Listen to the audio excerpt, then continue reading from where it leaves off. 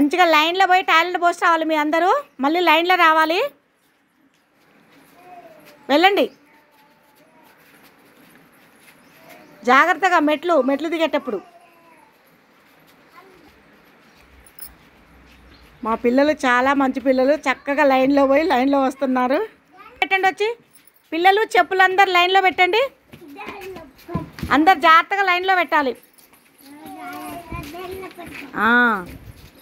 మీరు చాలా మంచి పిల్లలు, అందుకనే చెప్పులన్నీ లైన్లో పెడతారు. మంచి అలవాట్లు బాగా పాటిస్తారు. అవును టీచరా, వామ్మో.